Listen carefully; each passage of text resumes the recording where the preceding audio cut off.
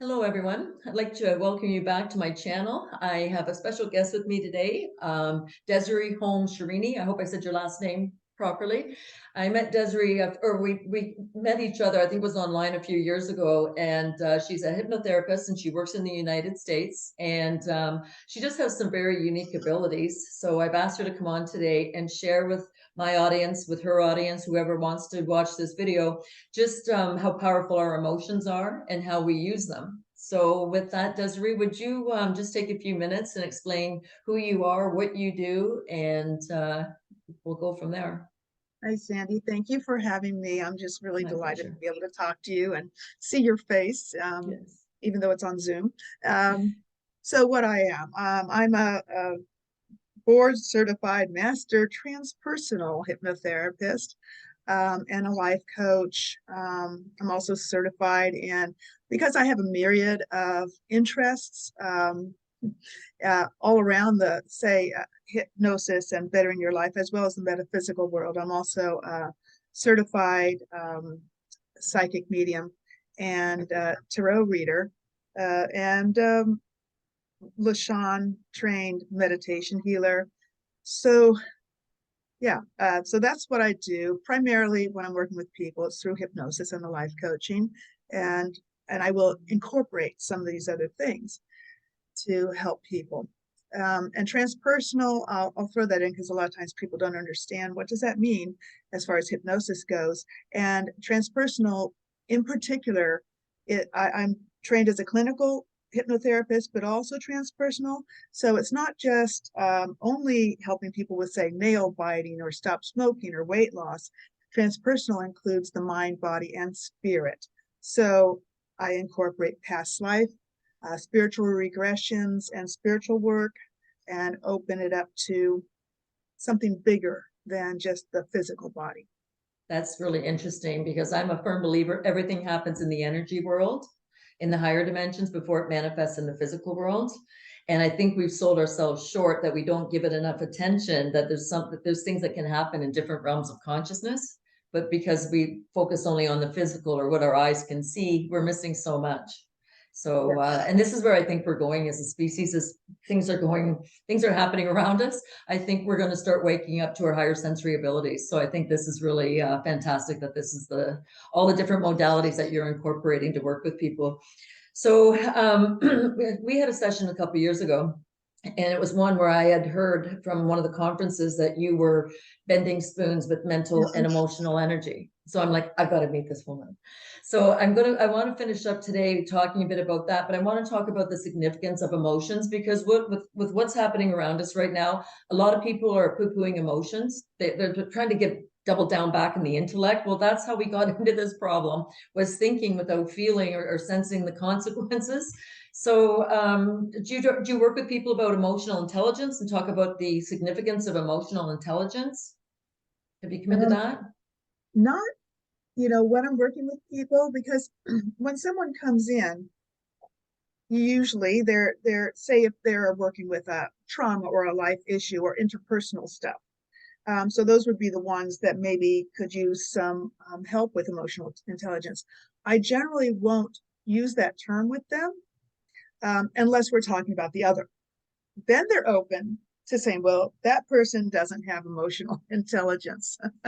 Right. Well, And so that can open the door to, segueing into how are they experiencing or expressing their emotional intelligence.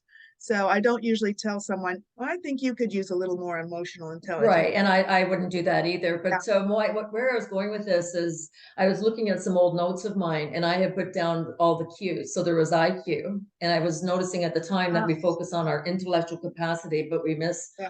the emotional capacity. And then I remembered there was CQ, which is curiosity potential, because if we're not curious, then we can't be open to new things. And then I found one that was LQ, love potential, your capacity to love. So I think we need all of them.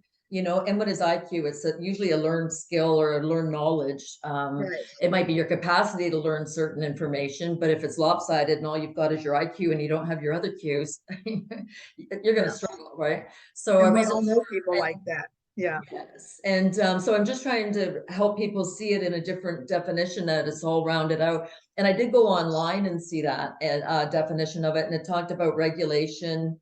I can't remember all the five components to it. And I just look at it that when you know how to articulate your feelings, feel your feelings, be able to articulate it in a manner that doesn't degrade somebody else, Yeah. and just taking responsibility for what you say, what you feel, and what your actions are.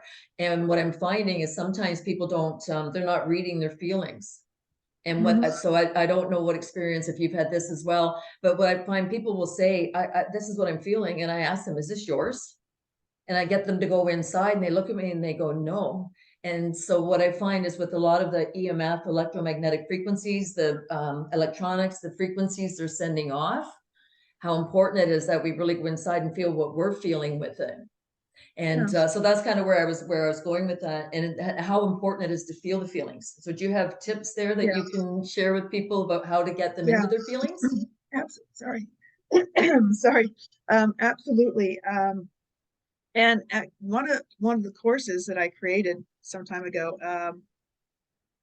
for online is one about recognizing your feelings. And so it was like some of the exercises are having someone bring up a memory and the emotion that went with, say, anger, and then bring up one that had felt like joy, a joyous memory, and find that in your body and where you feeling that, and then to help people recognize when they encounter something and they're not sure. So many people say, I don't know how I feel about this. I don't know what I want to do. And especially around decision making, it's like, I'm not sure. And so to be able to understand your body talking to you, Yes. and go in and say, where am I feeling this, and what feeling do I identify with that? What's that feeling mean? And I think a lot of us do rely on that part of ourselves, that you meet somebody and you feel immediately comfortable, or you meet somebody and there's something not, you kind of, and it could be that energetic interaction that they're not a match for whatever reason, right? Yes. That this is not a good energy around your energy. Before we went on, we started talking about the heart. And one of the other things that I've presented on, speaking of conferences, was like the heart and the intelligence of the heart. And what a lot of people don't know is that your heart actually has a heart brain. There are neural, like, brain cells in your heart. And they're finding that your heart actually sends more information to your brain than your brain does to your heart. Your gut also has, Yes. different things have different thinking capacity. And a video I just watched, and I don't know who to attribute this quote to because I didn't make a note of it. But the speaker referred to a quote that he said was a favorite. And he said, when I forgot the beginning of it, but basically, when your brain feels and your heart thinks, then you can be, more integrated, more aware, more, basically, this is when you can move forward. And I think we do separate, like, logic. Well, this makes sense, but people forget to allow their heart to speak. Yes. A lot of that's programming too, that we're taught things are a certain way. And I think in the education system, we're supposed to come out with an answer right away that we don't think, and then we learn rote answers, but it doesn't really represent what we feel. So was this Yeah. from Heart Math that you Yeah, watched heart this? math. And Yes. one of the things I did was certified as a heart math, I forgot what it's called, facilitator of sorts. And I'm also do Reiki.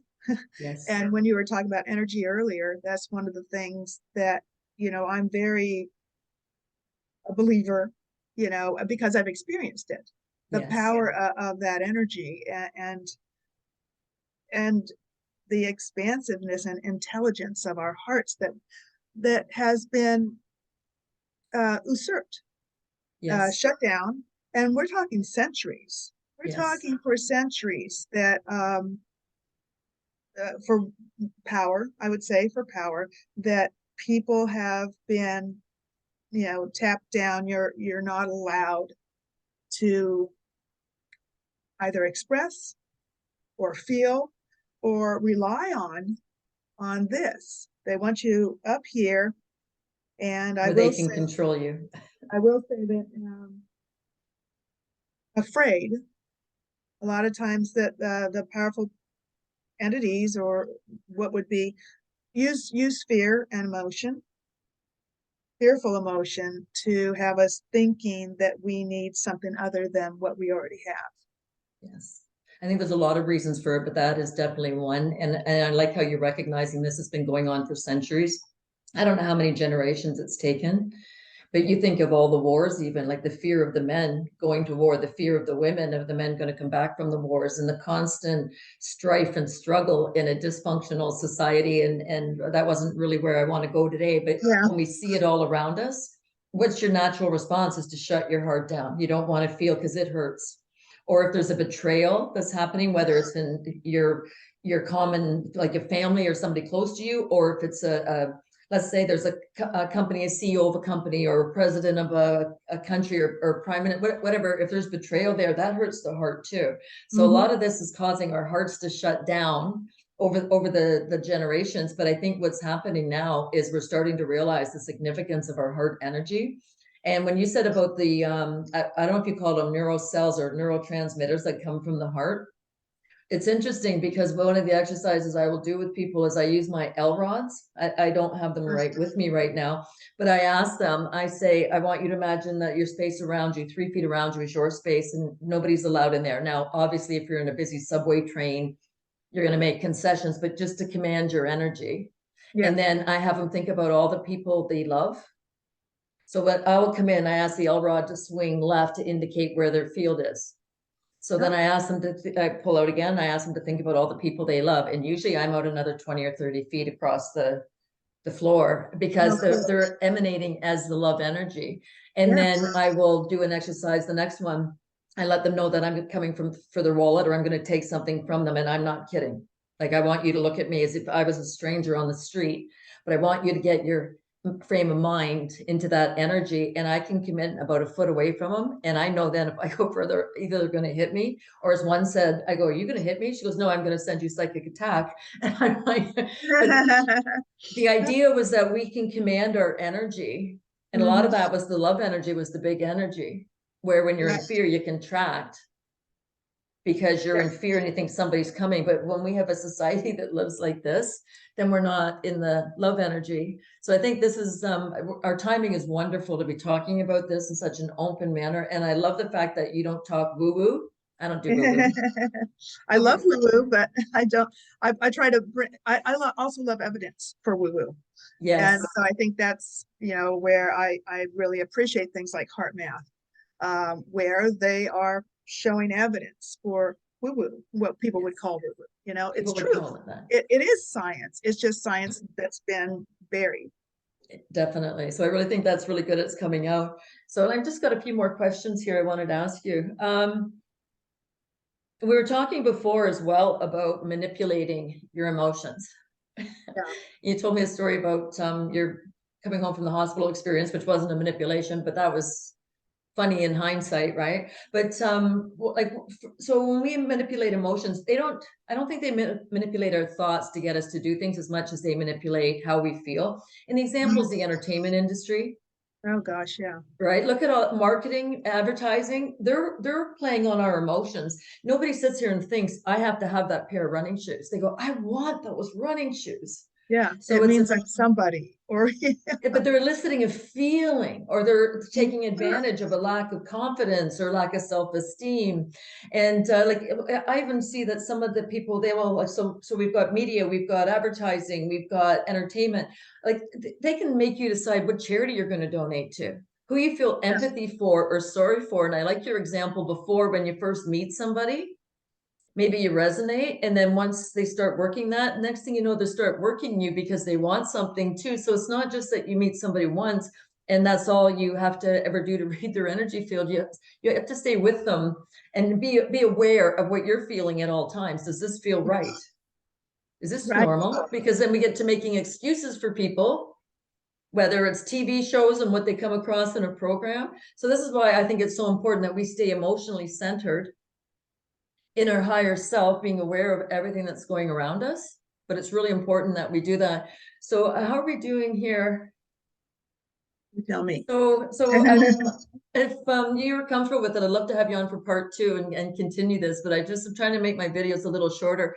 So are you comfortable talking about your spoon bending exercise? Because when I was working with you, and even though I had been working on opening my heart for quite a long time, that hurt that day, opening my heart chakra and that heart energy, which is fantastic. That was the first time I had done it so intently was with you. Okay. So can you, are you comfortable sharing that? There's a vibration. I don't know if you can hear it. Like they think they're doing something out in the on the grounds, and so it's making my window go zzz, I can't but hear you it. can't hear that. Okay. Absolutely. So How would you like to start? what, talking about the process? Yes. So when I shared it with you, I went through what I had learned. And when I saw that, I thought, oh, well, let's try that. And I discovered there were like these steps, and there was almost like ancient steps to, I would say, and I think I made a video. I think I called it the magic, step of manifesting or something like that. And but it was what's behind spoon bending. And as an aside, actually, I'm currently taking a course with Uri Geller, Are who's you? famous. Yeah, it's so he's a kid. It's not just about the spoon bending, but it's all online, and but it's a lot of fun. And anyway, so what I discovered was that there are these three basic steps that went into the spoon bending, that went into directing energy and actually being able to change our material world. And we could get it totally expansive. What's that mean about our material world? That how much power we probably actually have over things, and the belief. And that's, as a hypnotherapist, part of our work is changing people's beliefs. And so that's why I liked the spoon bending, because it can translate to, if you can do this, What else can you what do? can you do? Yeah, what else can you do? Um, so the steps were having the intention, believing the intention, and the magic step was the last, really. Then the desire, the true heartfelt desire, sends out, honestly, electromagnetic energy, and it was sent through the hand, holding the spoon, not rubbing it, not doing anything weird to it, just holding it. And I always would test it first, as I had you do, holding it, sending that desire, that energy into the spoon, like from the unseen energies around us. That is not woo woo. They're there. Yes. I always say, just because you can't see it doesn't mean they're not there. Just like spectrum of light, right? You can't see certain colors, doesn't mean they don't exist. So there's energy around us, and it's like you can pull that in, send it to the spoon, and really, really have that strong desire, bend, bend, bend. And then the magic step was stop thinking about it, let it go. Let it go. Just allow that intention, that strong desire to work. And it's almost like it congeals. It's almost like, and if you think of, say metaphysics, that you put the elements in and then you just let it flow down into reality, and that would be manifesting. And then after a certain point, and this is sort of where, practicing it makes perfect, you just feel like, okay, it's ready.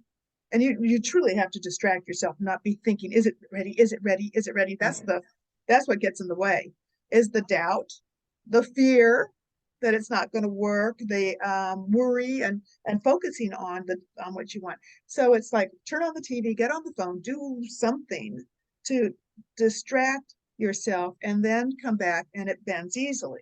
Yes. Sometimes it just breaks in people's hands. I've twisted them. You could it's crazy. On the other hand, when I'm stressed, when I've had like days that aren't great days, and I go through the same steps, Doesn't work. sometimes it just won't bend. So this is where, when you get back to being a pure vessel, or pure, like having your heart open, being, this is where being in touch with yourself and saying, just let it go. Because when that stuff is held inside, you're blocking, Yes. and skipping over away from spoon bending. When you're holding whatever inside there, and you may not even realize you're blocking this flow, and you're constricted. And you're And trying to control it. And that's the downfall, controlling. Yeah. And it doesn't work. No, that was amazing. And you did the same thing with me. As soon as you said, let it go, you just changed the subject. Like, I don't think you gave yourself half a second and changed the subject. And we talked for a few minutes.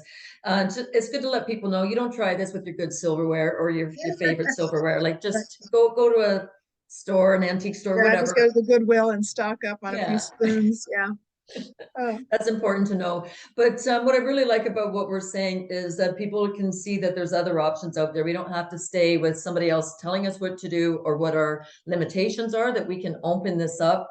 I'm really impressed that you're taking Uri Geller's course. Absolutely. I watch reruns of him. I just am so impressed with him. And he has a museum now in the UK. No, it's in Israel. And is it? I thought he moved it to the UK. He used to be in the UK. Okay. And he's moved to Israel, and he's just, go find him, and look for he loves to talk about what's in there, and he will go all around, and he has quite a few interesting stories too, about everything. About everything. Really, about everything. I think it was the UK though, out in front of his museum.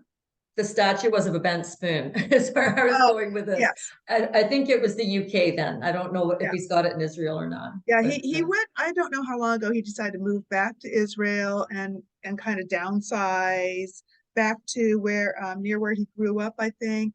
And and I don't think it's Tel Aviv. It's I thought he'd moved back there too, but when I went online, all I found was the UK. So I assumed that he'd moved from there to the UK. Yeah. So no, it's the other. Well, he did, but then now he's moved back to actual Israel. Yeah, so interesting. So Desiree, how can people find you? Do you have anything you would like to say to the viewers out here today about trusting their intuition? And I think, viewers, what Sandy said is so important. Is like, be aware of, are you thinking other people's thoughts? Are you buying something that just because you're told, or are you discerning the information that comes through? Be your own filter. Yes. Be your own filter.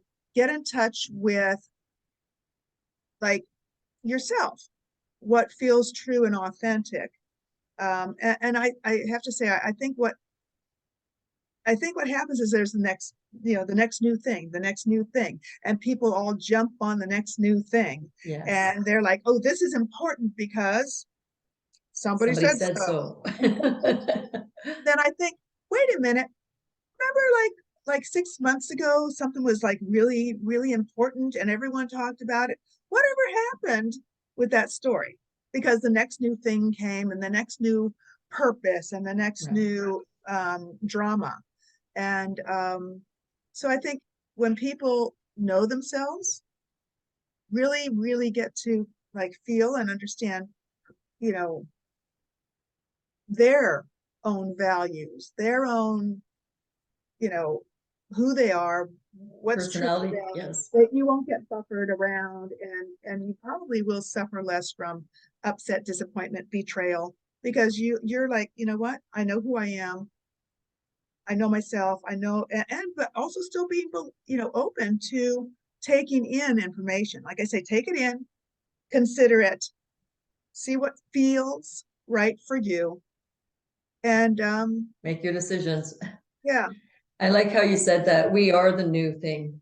Getting back in touch with ourselves and our new abilities. We are the original hardware that all the AI mimics. I always say that we're IA, intelligent already. So we've got all these abilities when we realize just how powerful we are. Go back inside and spend time with you. and really learn how these energies operate in our system. So Desiree, where can people find you? Well, I think probably if they actually just, you'll find more than, you'll find everything about me if actually you just Google my name, Desiree Scherini, Desiree Holmes Scherini, and that's Scherini. My website for hypnotherapy, which also has all sorts of connections, is www.transhypnotherapy.com, or transpersonal. Of course, now it could mean anything, right? I wasn't sure where you were going when you started saying that word. Or might be easier to remember also, another website which will connect you to that one as well is Intuitive Journey with Desiree. That's also the name of a playlist on YouTube I have where I do videos. And so Intuitive Journey with Desiree might be easier to remember. Very nice. And maybe I'll ask you to send those to me and I'll put them in the description box as well. So Thank this you. has been wonderful. I thank you so much for your time and coming out and sharing yourself with everybody. And hopefully we can do a part 2. I'd love to do a part 2 with you and just take this to the next level and help people realize just what is possible out there. Sounds great. All right, thanks for having me, Sandy. Thank you. Thank you, everybody. Hope you enjoyed our first interview with Desiree Holmes Scherini. Sorry.